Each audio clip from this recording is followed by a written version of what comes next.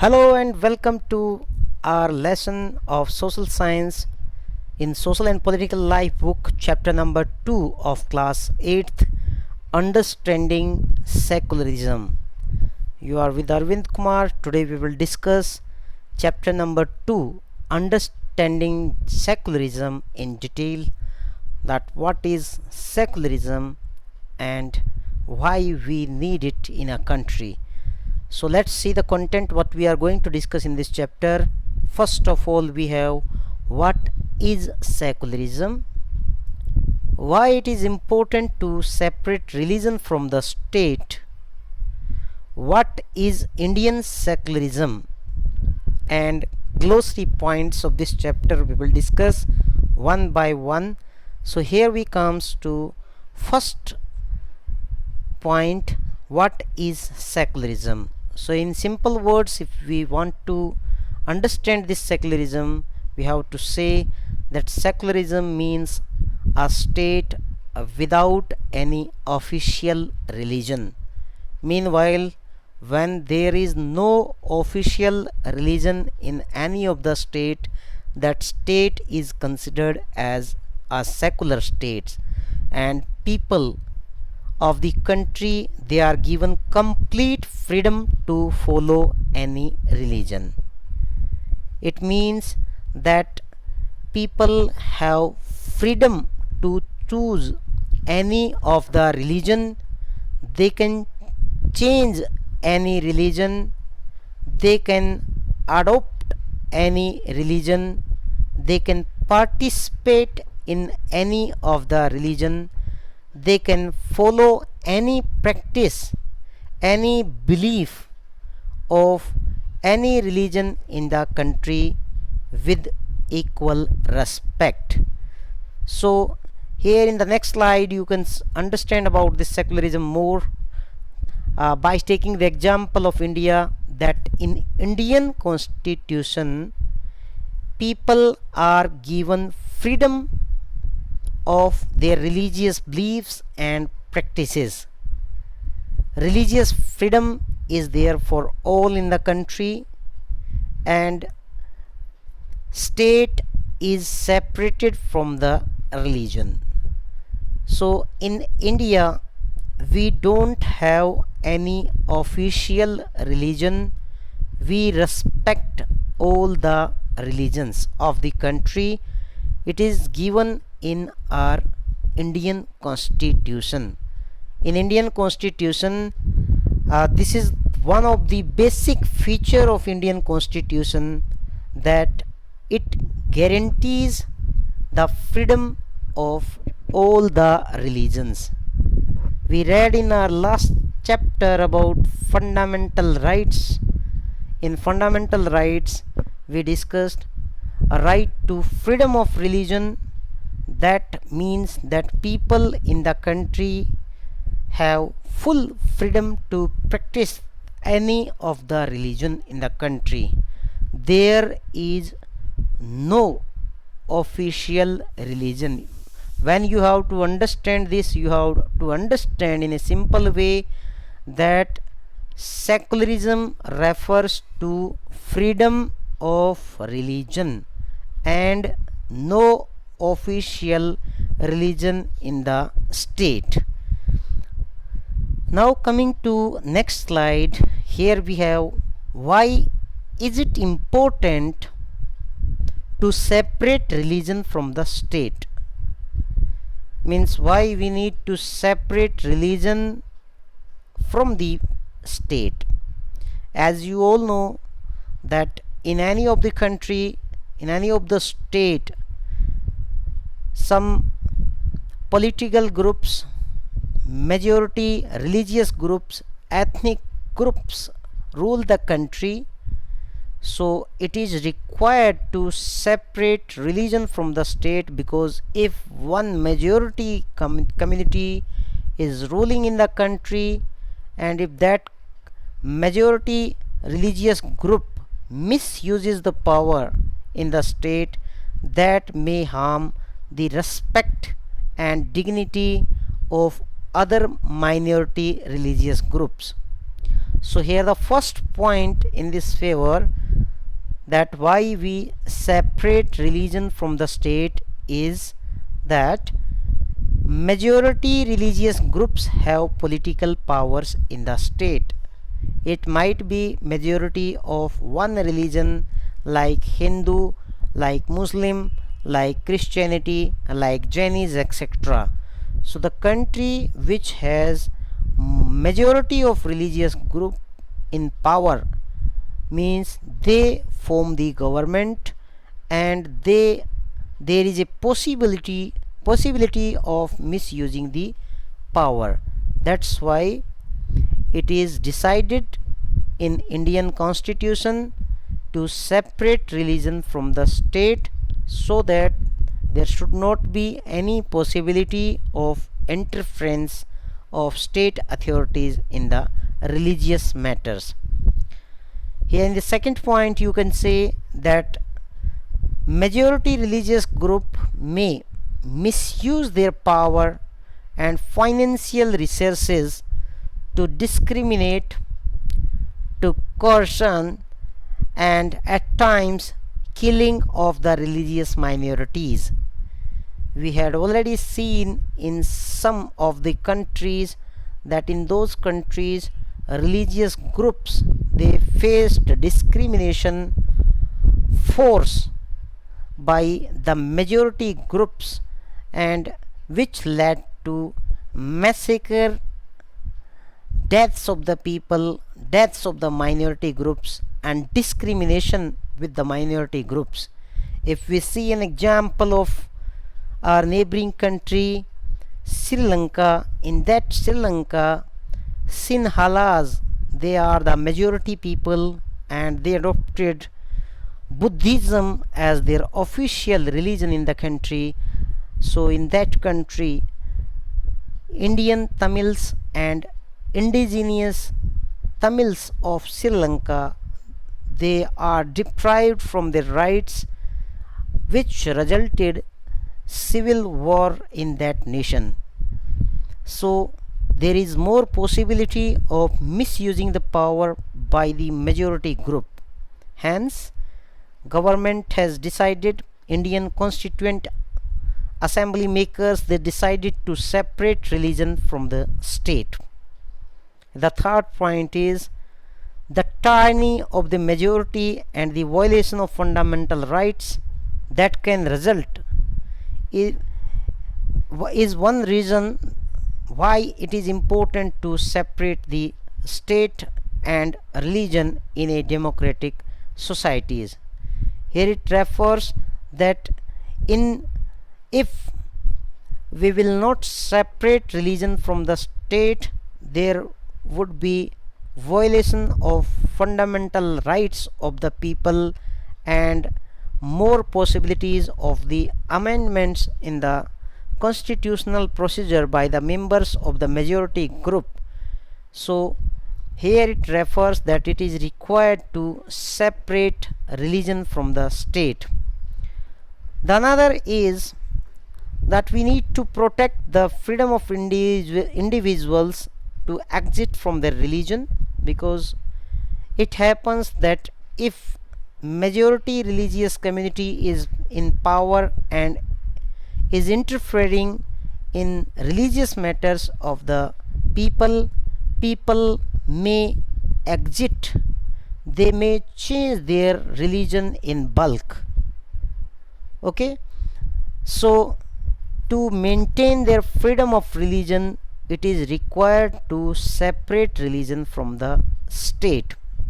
Here we can have one example, that for example untouchability existed in our society. In Indian society, untouchability existed earlier. Upper caste people, they discriminated lower caste people on the basis of their caste, so that untouchability could not be abolished, that could not be stopped, because majority community, Hindus community, that was ruling in the nation. Hence our constitution makers, they decided that there should not be any interference of the state in the religious matters. Now let's understand that what is Indian secularism. Indian secularism, meanwhile, how we are practicing this secularism in our country, because our country is considered as the largest democratic country in the world. Hence, in our country, how we are practicing this secularism, these secular principles. So the first point related to the secularism, how it is ensured in India, that one religious community does not dominate on other. The basic secular feature of the country that a secular state will ensure. Here all the states of the country, all the authorities of the country, meanwhile the head of the nation and the people who are in government, incumbent government, will ensure that one religious community, meanwhile the majority religious community, will not dominate on the minority groups. So in India we have seen that the majority community is Hindu community, whereas other communities like Muslims, Sikh, Jain, Parsis and many more, means they are not having any problem in the nation, and one majority religious community is not dominating those religious groups. Second, some members do not dominate on other members of the same religious community. Now here I am talking about the one religion only. Within the religion also, some dominant personalities, those who are rich and powerful, they should not dominate on the poor people of the same religious community. Here it has to be ensured by the state, a secular state, that people are not discriminated within the same religion by the dominated group of that religion. Coming to next, here we have the third point, refers to state does not enforce any particular religion nor take away the religious freedom of the individual. Here Indian government, Indian secular state has to ensure that people are not forced on any religious belief. They are not forced to live any religion. They are not forced to change their religion. They are not forced to participate in any religious festival. Means they have full freedom. Religious freedom is given to the individuals in the state, that they are independent to live in the state without any pressure. Indian secular state, Indian government is ensuring that people are getting full freedom in religious matters.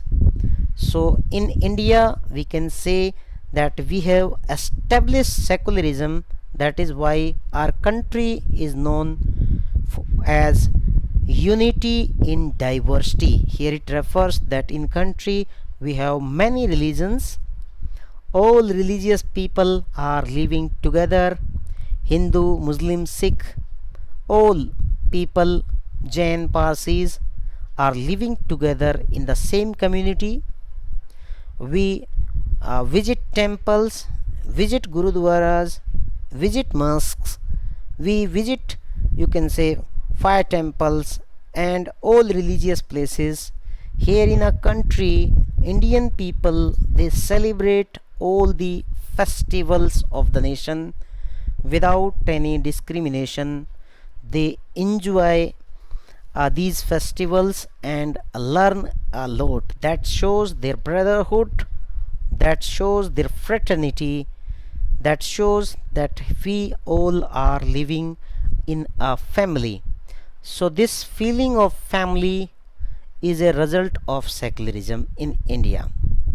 So how this is maintained? The first way here is that Indian state is not ruled by any religious group. Here we can say that how this secularism is practiced in India. So in this we can say, first point, that not even a single state, Indian state, is not ruled by any religious group, and nor does it support any religion. In our government we have all religious people, people from different religion, and here in our country we are having unity. So this is the way that we have distancing state from the religion. Means from state we can say that how state is separated from the religion. This in by this way we can say that we have separated religion from the state. These are some of the steps. We will discuss these 4 steps one by one. So the first step, that how religion is separated from the state. State here it refers to the country's government or state's government. So first step is that not even a single religious group is ruling any Indian state. It is ruled by all religious groups, nor it is supporting any religion. In India, not even a single state or nor the country is supporting any religion. Here we have respect for all the religious groups. All religions are equal for us in this country. The second, here we have example of this. For example, as we discussed that there is no state which is ruled by any religious group, nor we support any religion. So here the example of this point from distancing state from the religion is that in our public schools, means we are not celebrating any religious festival, because celebration of any religious festival within a public school is the violation of the government's policy, because as per the government's policy all religions are treated equal. So government schools, they can't promote any one religion or any religious festival either in their morning prayer or through religious celebrations. That is why during these festivals government has announced gazetted holidays. Although this rule is not applicable on private schools, even on the minority schools they can celebrate. So here it is clear that government is not supporting any religious practice, nor any religious group, nor it is promoting any celebration by the people. Okay, not a specific religion, because government has emphasized that all religions are equal. People can celebrate any of the religion as per his or her choice. Here's the second way that how religion is separated from the state. The second way is the sentiments of all the people, all the religions, means are respected in India. There is no interference of state in the religious practices. State makes certain exceptions for particular communities too. Although there is no interference of the state in religious matter, but there are some exceptions. These exceptions are for the protection of special beliefs and practices of such communities. Here in this chapter we have an example of pagri. You all know that in India, Indian Sikhs, they are wearing pagri on various occasions. They are wearing, you can say, as a part of their dress, right? So government can't force them to wear helmet. Means here helmet wearing is not compulsory for those people who belongs to particular Sikh community, because that is the part of their dress code. In this book we have given one example. In that example, when person is asking other one that why are you not wearing helmet, there can be challan due to this.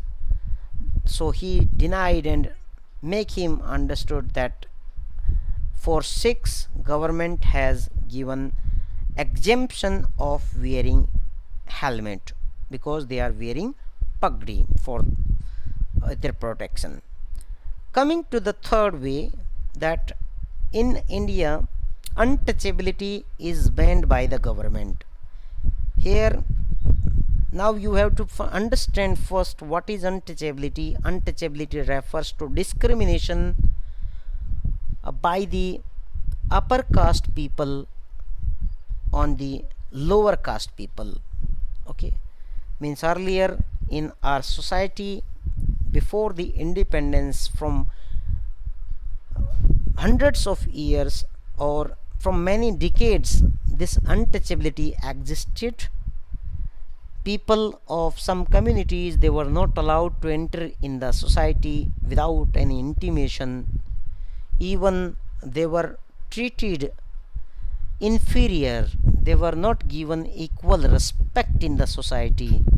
So to ban on this discriminatory policy, government passed this constitution, enforced this constitution, and in fundamental right under article 17 this untouchability was banned.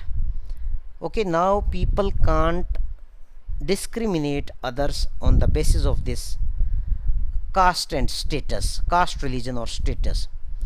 So here we have third way, that how we can say that state is separated from the religion, that state is intervening in the religion in order to end the social practice that it believes discriminatory, and it is against the violation of their freedom, violation of their fundamental rights, violation of their beliefs and practices.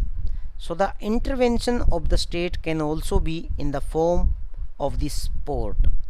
Here you can say that we discussed that state is separated from the religion, but for the protection of their rights, in Indian constitution there is a provision that state can intervene, it can interfere if a special community or anyone's right is not given or snatched by the others.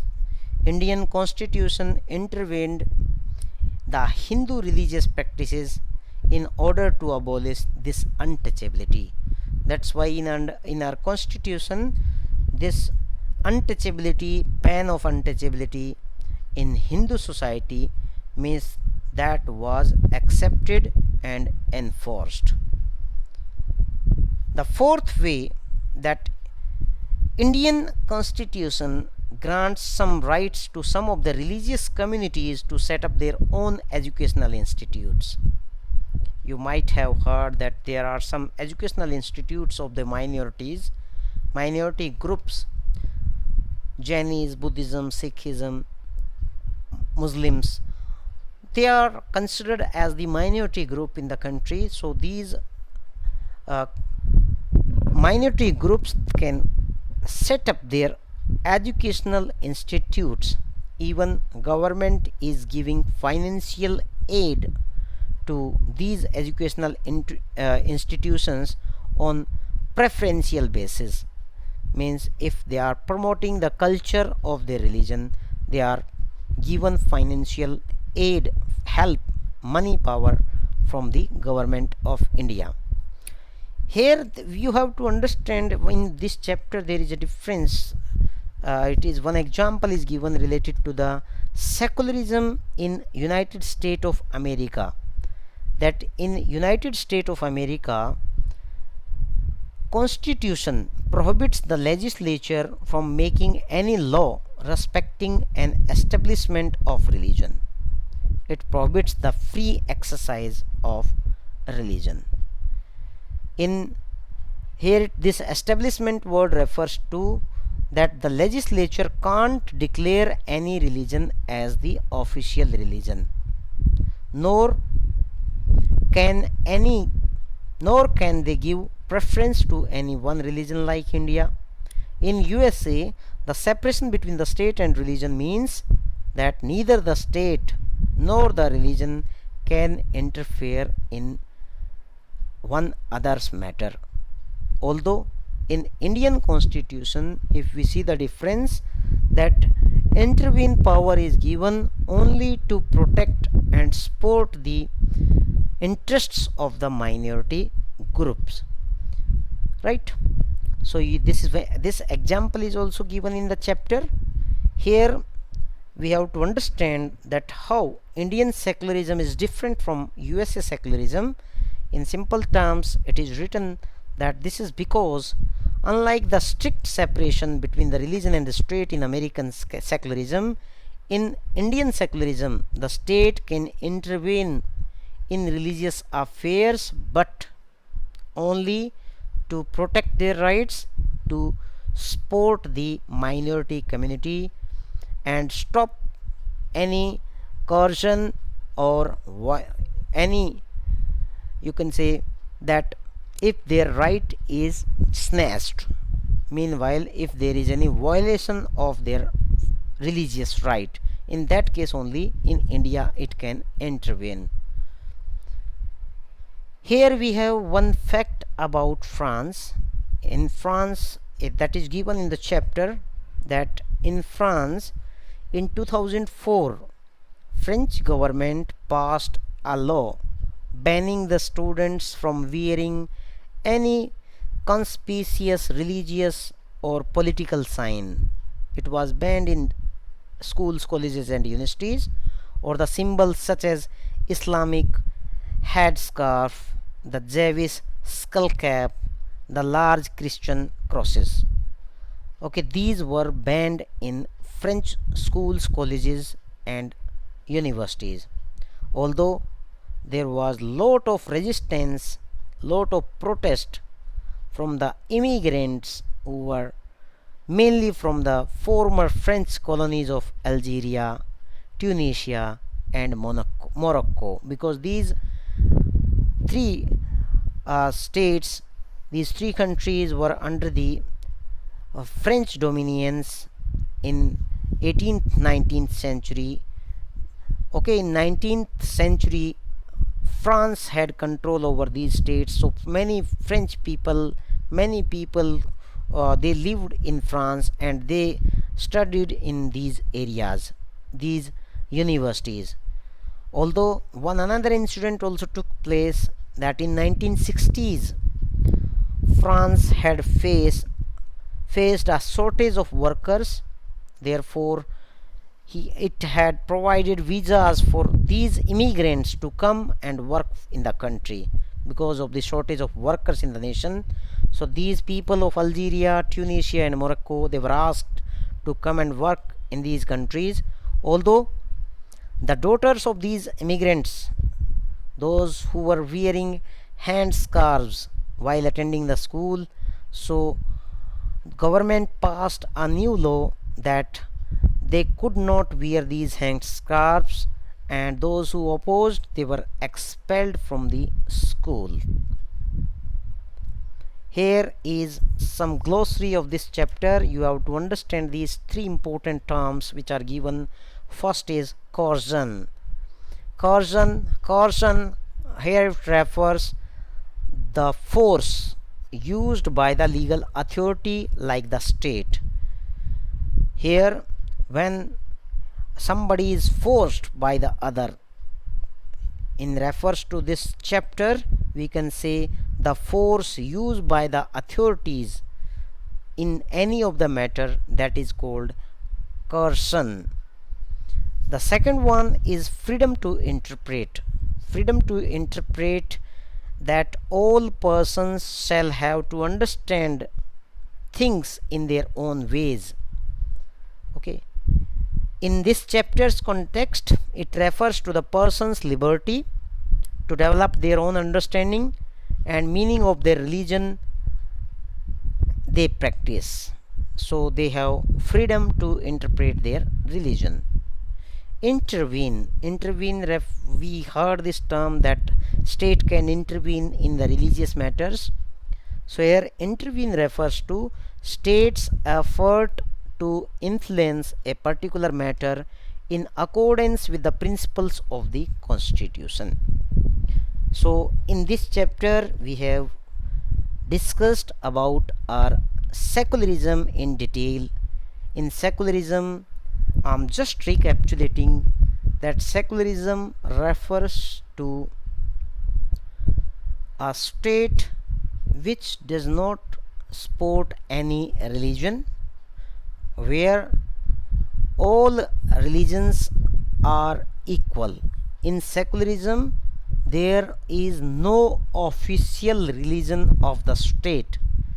In secularism, all people can change their religions, they can participate in other religions, they can celebrate other religions, and they have been given full freedom to exercise the practices and beliefs of their religion. So here I sum up this chapter, and this chapter I hope you have understood it.